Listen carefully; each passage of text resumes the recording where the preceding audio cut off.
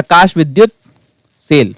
प्रकाश विद्युत प्रभाव को प्रकाश विद्युत सेल के द्वारा प्रदर्शित किया जाता है। प्रकाश विद्युत सेल एक ऐसी युक्ति है जिसमें प्रकाश ऊर्जा विद्युत ऊर्जा में बदलती है। इसे कभी कभी विद्युत नेत्र भी कहते हैं। एक प्रकाश विद्युत सेल में एक अर्ध बेलनाकार प्रकाश संवेदी धातु पट्टिका सी उत्सर्जक होती है और एक तार का लूप ए संग्राहक एक निर्वातित कांच या क्वार्ट्ज बल्ब में लगे होते हैं। किसी बाह्य परिपथ में एक उच्च विभव बैटरी बी तथा माइक्रो एमीटर म्यू ए के साथ संयोजित किया जाता है। कभी कभी पट्टिका सी के स्थान पर प्रकाश संवेदी पदार्थ सी की एक पतली परत बल्ब की भीतरी सतह पर चिपका दी जाती है। बल्ब के एक भाग को छोड़ दिया जाता है जिससे कि प्रकाश इसमें प्रवेश कर सके। जब उपयुक्त तरंग लंबाई का प्रकाश सी पर पड़ता है तो इलेक्ट्रॉन उत्सर्जित होते हैं। ये प्रकाशिक इलेक्ट्रॉन संग्राहक पर आकर्षित हो जाते हैं। किसी प्रकाश सेल से कुछ माइक्रोमीटर की कोटि की प्रकाशिक धारा प्राप्त की जाती है। एक प्रकाश सेल प्रदीपन तीव्रता में परिवर्तन कर प्रकाशिक धारा में परिवर्तन कर सकता है। यह धारा नियंत्रण तंत्र के चालन और प्रकाश मापक युक्तियों में उपयोग में लाई जा सकती है। अवरक्त विकिरण के लिए संवेदी लेड सल्फाइड के प्रकाश सेलों का उपयोग इलेक्ट्रॉनिक प्रज्वलन परिपथों में किया जाता है। वैज्ञानिक कार्यों में प्रकाश की तीव्रता को मापने के सभी अनुप्रयोगों में प्रकाश सेलों का उपयोग किया जाता है। फोटोग्राफिक कैमरों में प्रकाश मापक प्रकाश सेल का उपयोग आपतित प्रकाश की तीव्रता मापने में करते हैं। स्वचालित द्वार नियंत्रक में प्रकाश सेल का प्रयोग द्वार प्रकाश विद्युत परिपथ में होता है। द्वार की ओर बढ़ते हुए व्यक्ति द्वारा प्रकाश सेल पर पड़ने वाले प्रकाशपुंज बाधित हो सकते हैं। प्रकाशिक धारा में अचानक होने वाले बदलाव का उपयोग द्वार खोलने के लिए मोटर को प्रारंभ करने में या अलार्म बजाने में किया जा सकता है। इसका उपयोग गणना युक्ति के नियंत्रण में भी किया जाता है जो प्रकाश किरण पुंज की प्रत्येक रुकावट जो किरण पुंज के पार किसी व्यक्ति अथवा वस्तु के जाने के कारण उत्पन्न होती है को अंकित करता है। इसलिए प्रकाश सेल किसी प्रेक्षागृह में प्रवेश करने वाले व्यक्तियों की गणना करने में सहायता करता है। यदि वे विशाल कक्ष में एक एक करके प्रवेश करते हों। इसका उपयोग यातायात नियम तोड़ने वालों की पहचान के लिए किया जाता है। जब भी विकिरण के एक किरण पुंज को अवरोधित किया जाता है तो एक अलार्म बजाया जा सकता है। चोर अलार्म में पराबैंगनी प्रकाश को सतत प्रवेश द्वार पर स्थापित प्रकाश सेल पर डाला जाता है। कोई व्यक्ति जो द्वार में प्रवेश करता है वह प्रकाश सेल पर पड़ने वाले किरण पुंज को अवरोधित करता है। प्रकाशक विद्युत धारा में आकस्मिक परिवर्तन का उपयोग कर विद्युत घंटी के बजने से प्रारंभ किया जाता है। अग्नि अलार्म में भवन में उपयुक्त स्थानों पर कई प्रकाश सेल स्थापित कर दिए जाते हैं। आग लगने पर प्रकाश विकिरण प्रकाश सेल पर पड़ते हैं। इससे एक विद्युत घंटी अथवा एक भोपू से होकर जाने वाला परिपथ पूर्ण हो जाता है और यह एक चेतावनी संकेत के रूप में कार्य करना प्रारंभ कर देता है। प्रकाश सेलों का उपयोग चलचित्रण में, ध्वनि के पुनरुत्पादन में, टेलीविजन कैमरे में दृश्य के क्रमवीक्षण तथा टेलीविजन प्रसारण में किया जाता है। इसका उपयोग उद्योगों में धातु की चादरों में छोटी त्रुटियों तथा छिद्रों को खोजने में भी किया जाता है। इस तरह ये थे प्रकाश विद्युत सेल के उपयोग। अभ्यास के प्रश्न 2। आइंस्टीन का प्रकाश विद्युत समीकरण सिद्ध कीजिए। दहली तरंग लंबाई क्या है? आइंस्टीन के प्रकाश विद्युत समीकरण से प्रकाश विद्युत प्रभाव की व्याख्या कीजिए। तरंग सिद्धांत प्रकाश विद्युत प्रभाव को क्यों नहीं समझा सकता? एक धातु का कार्यफलन 2.3 इलेक्ट्रॉन वोल्ट है। उस पर 6800 एंगस्ट्रॉम का नारंगी प्रकाश पड़ने पर इलेक्ट्रॉन का उत्सर्जन होगा कि नहीं? अभ्यास के प्रश्न तीसरा। बच्चों, आप जैसा कि जानते हैं कि प्रकाश से संबंधित कुछ गुण जैसे प्रकाश का व्यतिकरण, प्रकाश का विवर्तन और प्रकाश का ध्रुवण, ये घटनाएं हम प्रकाश के तरंग सिद्धांत के आधार पर समझा सकते थे। आपने तरंग प्रकाशिकी में इन्हें विस्तार से अध्ययन किया है। इस अध्याय में आपने प्रकाश के विद्युत प्रभाव को देखा और साथ ही प्रकाश का एक और प्रभाव होता है जिसमें हम जानते कॉम्पटन प्रभाव। इस दोनों प्रभावों को हम प्रकाश के कण प्रकृति के आधार पर समझा सकते हैं। इस तरह से प्रकाश के कुछ गुणों की व्याख्या आप तरंग सिद्धांत पर समझा सकते हैं और प्रकाश के कुछ गुणों की व्याख्या आप उसके कण के आधार पर समझा सकते हैं।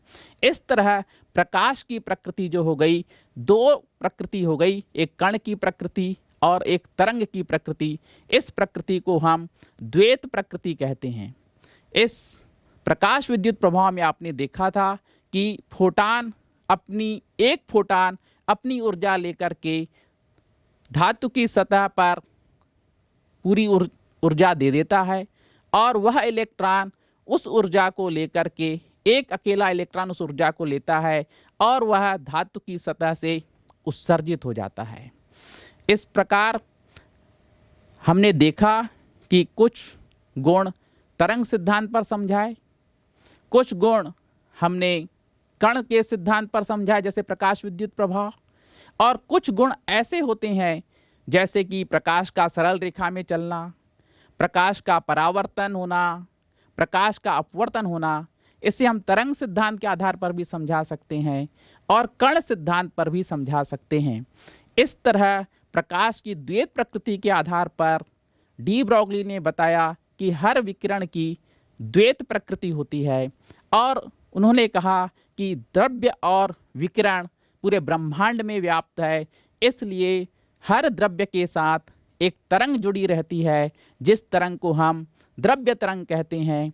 और डी ब्रॉगली ने एक समीकरण दिया जिसे हम द्रव्य तरंग समीकरण कहते हैं, लैम्डा बराबर h/p।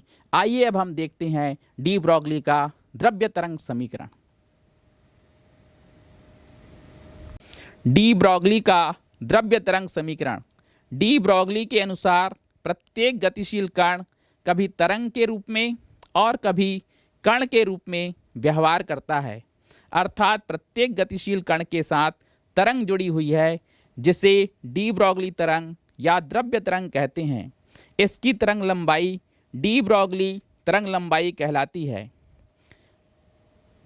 प्लांक के अनुसार एक फोटान जिसकी आवृत्ति न्यू, तरंग लंबाई लैम्डा है, तो उसकी ऊर्जा E बराबर h न्यू होती है। देखते हैं डी ब्रॉगली का द्रव्य तरंग समीकरण। आपने देखा यदि आपतित फोटान की ऊर्जा E है, h प्लांक नियतांक है और न्यू उसकी आवृत्ति है। यदि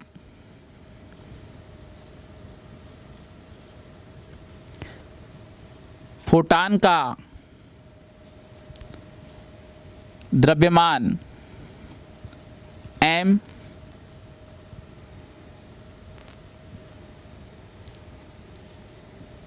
कण का माना जाए,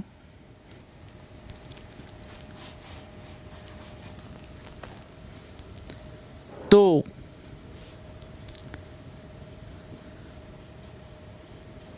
आइंस्टीन के अनुसार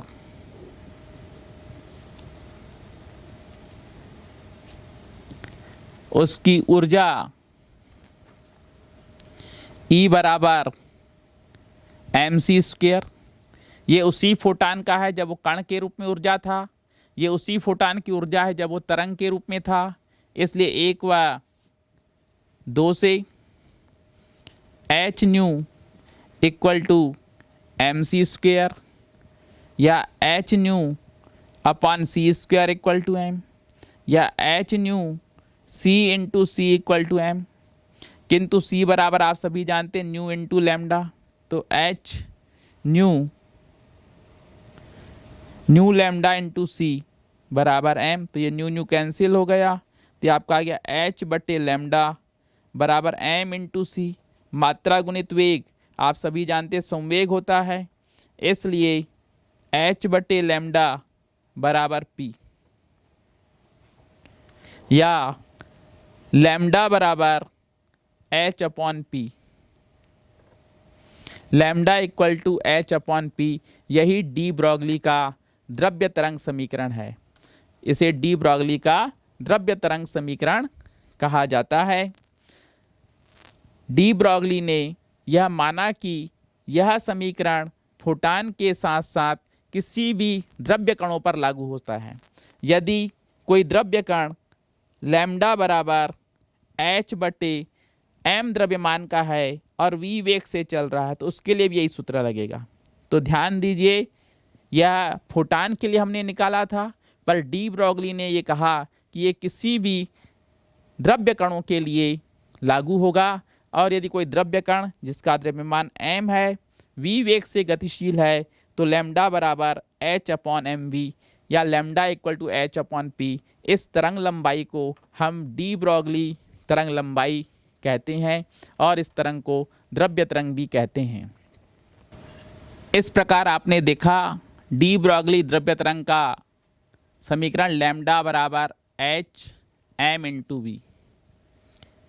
यदि v बराबर 0 है तो लैम्डा बराबर अनंत,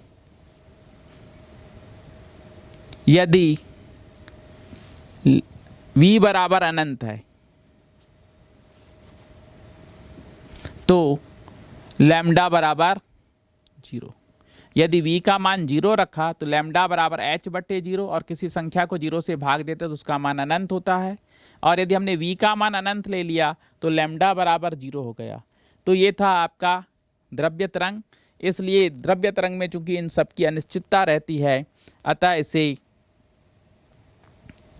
हाइजेनबर्ग के अनिश्चितता सिद्धांत पर बात करते हैं और उसके तरंग को बनाते हैं। इसका मतलब यह है कि द्रव्य तरंग उन्हीं कणों के साथ जुड़ी है जो गति में है। यदि गतिशील कण आवेशित हो या अनावेशित, उन सभी के साथ तरंग जुड़ी होगी। डी ब्रॉगली तरंग विद्युत चुंबकीय तरंग नहीं है, क्योंकि विद्युत चुंबकीय तरंग आवेशित कणों से उत्पन्न होती है। चूंकि तरंग की स्थिति का सही पता नहीं होता, इसलिए द्रव्य कणों की तरंग प्रवृत्ति में कण की स्थिति का भी सही पता नहीं लगाया जा सकता।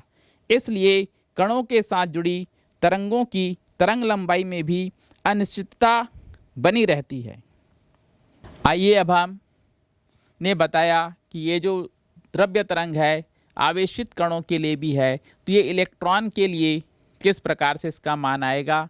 और तो सबसे पहले देखते हैं कि इस पर ताप का क्या प्रभाव पड़ता है।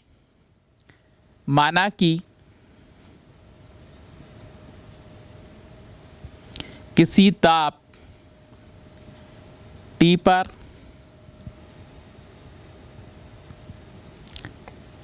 गतिशील कण की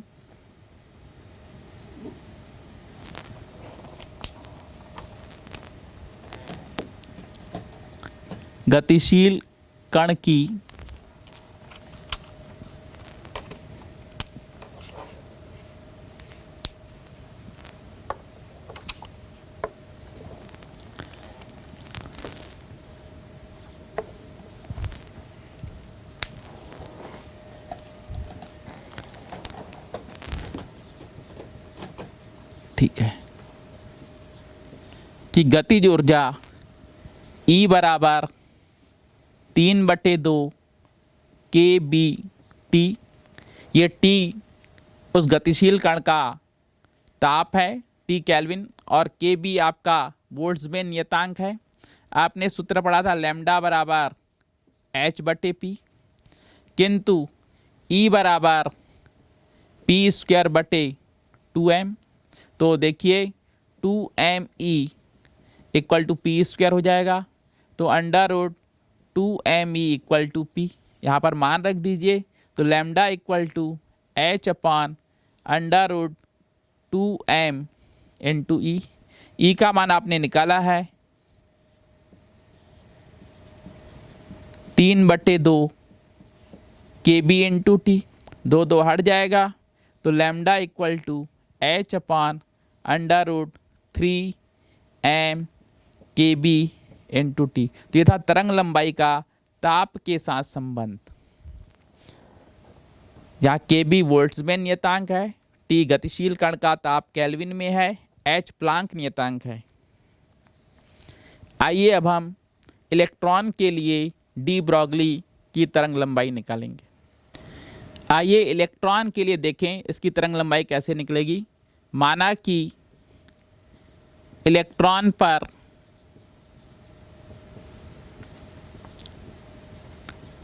आवेश ई तथा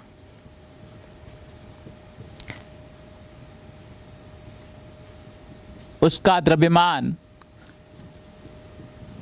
स्मॉल m है, तथा उसे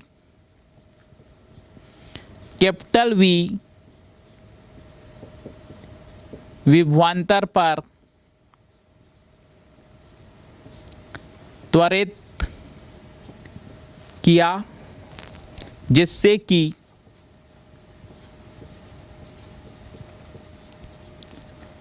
वह v वेग से चला, तो उसकी गतिज ऊर्जा बराबर 1/2 m गुणित v वर्ग। और ये गतिज ऊर्जा ही किस में बदलती है, स्थितिज ऊर्जा में, और स्थितिज ऊर्जा गतिज ऊर्जा में। तो E इंटू वी उसकी स्थितिज ऊर्जा हो गई। इस प्रकार से v square equal to 2ev upon m, या v equal to under root 2ev बटे m। किंतु आप डी ब्रॉगली का तरंग समीकरण देखे थे, लैम्डा बराबर h अपॉन पी या h अपॉन m भी। v का मान यहाँ से रख लीजिए आप, ये हमारा v कैपिटल V है। इस v और इस v में कंफ्यूज मत होइए, भीतर में जो v है वो विभवांतर है, बाहर में जो v है वो वेग है। तो h upon m under root 2e v बटे m हल करेंगे तो हो जाएगा h upon under root 2m ev। ये m आपका बाहर में था अंडर रूट साइन के, जब भीतर ले गए तो m स्क्वायर हो गया, तो m स्क्वायर m हटेगा तो m बचेगा, तो 2m ev।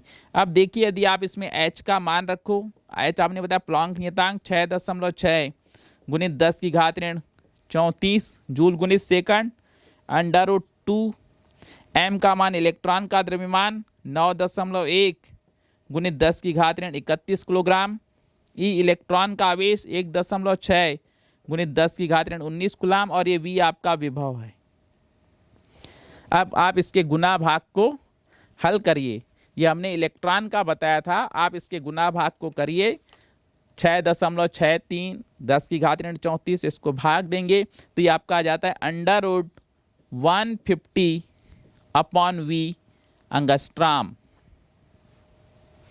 और 150 का वर्गमूल लेंगे तो आपका हो जाता है 12.27 बटे अंडर रूट v विभव है, ये मान आ गया अंगस्ट्राम में।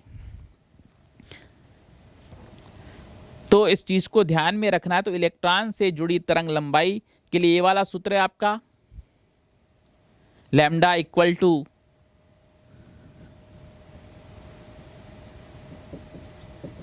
h upon under root 2m ev, v आपका विभवांतर है, अंगस्ट्राम में हमने निकाला, कोई मान लो इसको नैनोमीटर में निकालना चाह रहा होगा तो ये आपका होता है 1.227 अपॉन √v नैनोमीटर।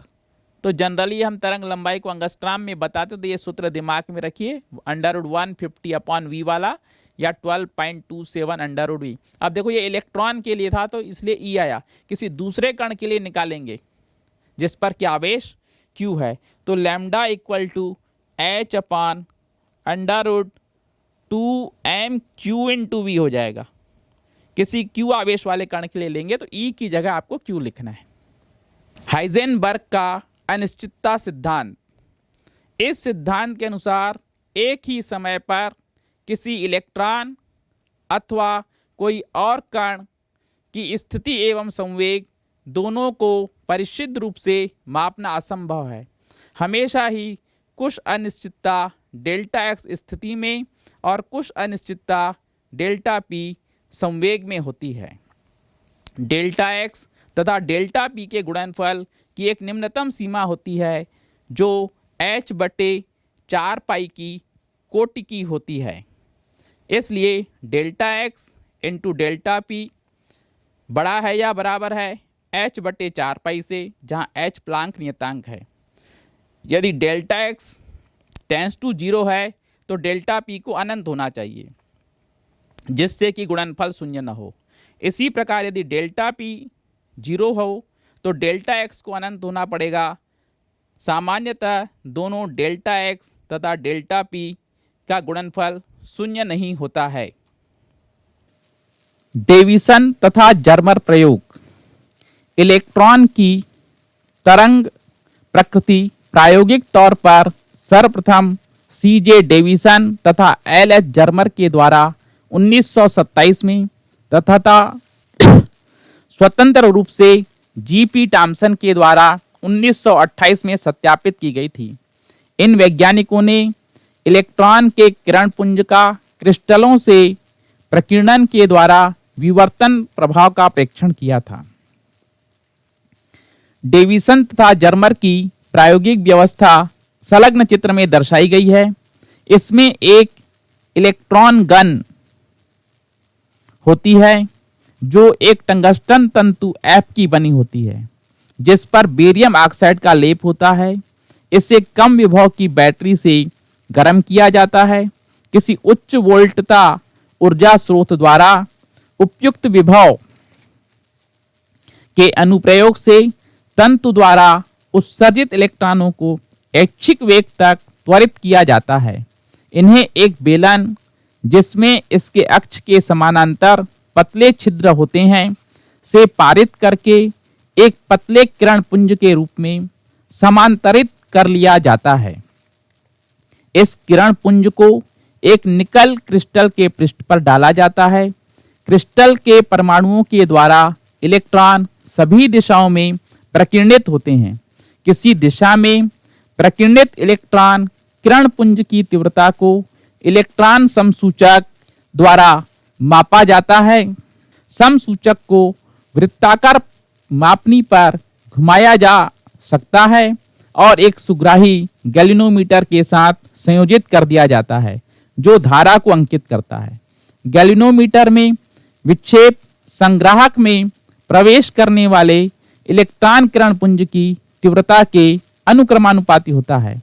इस उपकरण को एक निर्वातित कोष्ठ में परिबद्ध कर देते हैं।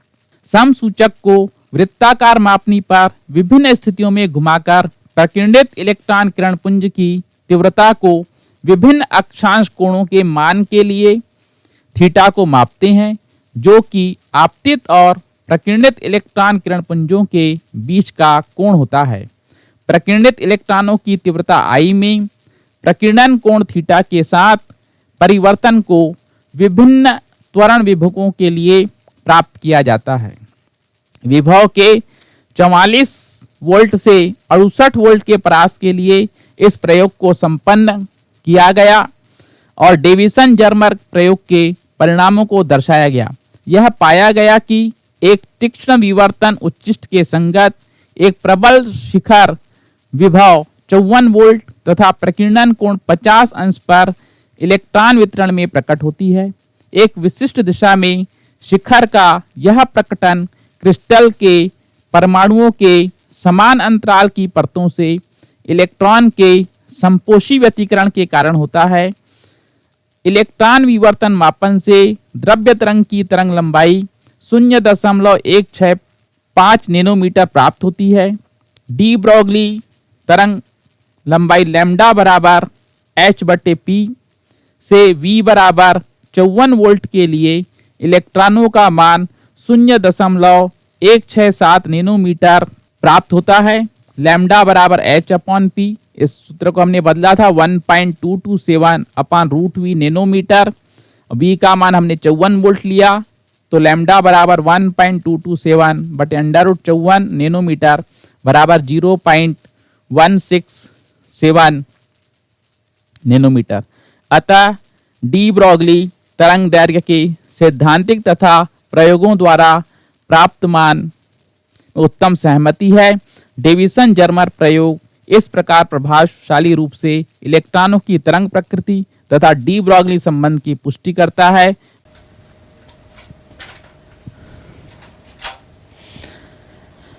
आइए देखते हैं आंकिक प्रश्न। पहला दिया है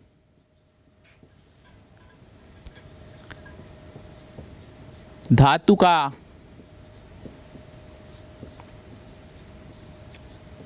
कार्यफलन फाई नॉट बराबर 2.3 इलेक्ट्रॉन वोल्ट।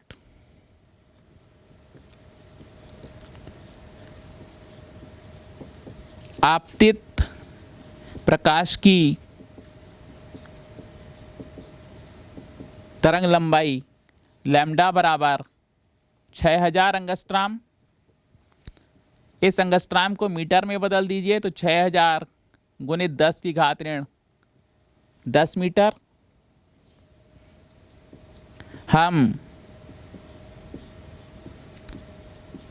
जानते हैं कि E बराबर hc बटे लैम्डा। E का मान निकालना है। H का मान 6.63 गुणित 10 की घात ऋण 34। C प्रकाश की चाल है 3 गुणित 10 की घात 8 मीटर प्रति सेकंड और लैम्डा का मान 6000 गुणित 10 की घात ऋण 10 मीटर। तो आप देखिए ये मीटर प्रति सेकंड, ये जूल इनटू सेकंड, तो सेकंड सेकंड से कट गया, मीटर मीटर से कट गया, तो ये ई का मान आपका जूल में आएगा 6.63 इंटू 3 अपॉन 6 10⁻⁻34। इसका आपका हो गया +8, ये हो गया -10 का ऊपर जाएगा तो +10 और नीचे में 1000 का 3 जीरो है तो ये आपका हो जाएगा -3 जूल। हल करेंगे 3 एकम 3, 3 दूनी 6, 2 से भाग दे दीजिए तो ई बराबर 3 दूनी 6, ये 2 तिया 6, 2 तिया 6, 2 एकम 2, 2 पंचे 10 गुणित 10 की घात ऋण जो 18 ये हटा तो ये आपका बचा 16 और 3 10 की घात ऋण 19 जूल, 3.315 जूल। अब आप इसको इलेक्ट्रॉन वोल्ट में बदलिए तो E = 3.315 इंटू 10⁻⁻19 अपॉन 1.6 इंटू 10⁻⁻19, तो ये आपका इलेक्ट्रॉन वोल्ट में कन्वर्ट हो जाएगा। तो ये हट जाएगा तो ये आपका हो जाएगा 3315 बटे 1600। ये इलेक्ट्रॉन वोल्ट भाग देंगे तो आपका E का वैल्यू आ जाता है 2.07 इलेक्ट्रॉन वोल्ट। यह मान फाई नॉट से कम है, अतः इलेक्ट्रॉन का उत्सर्जन नहीं होगा। चूंकि ये हमारा जो कार्यफलन है वो ज़्यादा है और आपतित प्रकाश की जो तीव्र ऊर्जा है वह उससे कम है, अतः इलेक्ट्रॉनों का उत्सर्जन नहीं होगा। आइए देखते हैं दूसरा अंकिक प्रश्न। दिया है आपतित प्रकाश की आवृत्ति न्यू बराबर 6.0 इंटू 10⁻14 हर्ट्ज। आपतित प्रकाश की उत्सर्जन क्षमता P बराबर 2.0 इंटू 10⁻³ वाट।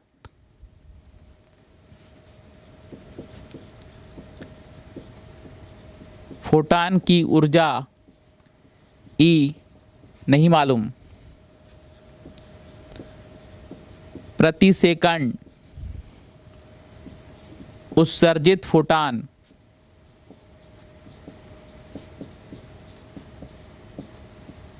n निकालना है। इसलिए ऊर्जा E बराबर आपने सूत्र पढ़ा h न्यू, h का मान 6.63 into 10⁻³ joule into second, new का मान 6.0 इंटू 10⁻14 हर्ट्ज, हर्ट्ज इसको प्रति सेकंड भी कहते हैं। इसको हल करेंगे तो 6 तिया 18 हाथ के लिए 6 तिया 6 छः 36 के साथ हाथ के लिए 6 छः 36 और 3 39 3.39.78 इंटू 10⁻³ प्लस 14 तो हो जाता है 39.78 इंटू 10⁻20 जूल, या E equal to 3.978 into 10⁻19 joule. एक घर हमने इधर खिसका दिया, तो आप देखिए इसको ऐसा भी लिख सकते हैं 3 सार्थक अंकों में 3.98 इंटू 10⁻19 जूल। यदि स्रोत से प्रति सेकंड उत्सर्जित फोटान n है तो संचरित क्षमता P प्रति फोटान के ऊर्जा की n गुनी होगी।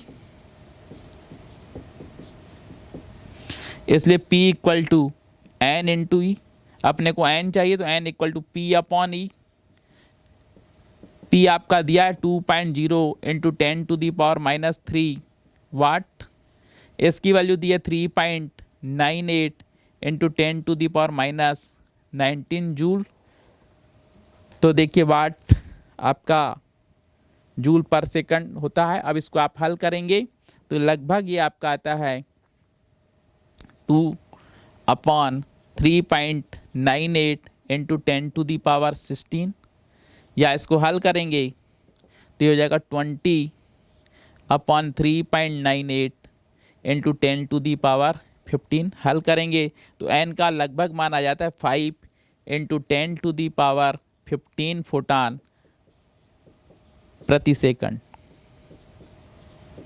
तो इस तरह आपने देखा उत्सर्जित फोटान की ऊर्जा 3.98 गुणित 10⁻19 जूल और उत्सर्जित फोटानों की संख्या 5 गुणित 10⁻15 फोटान प्रति सेकंड है। और है ना, हाँ 5 ठो और है, कितना है? 5 ठो, ये अभी 2 हुआ ना।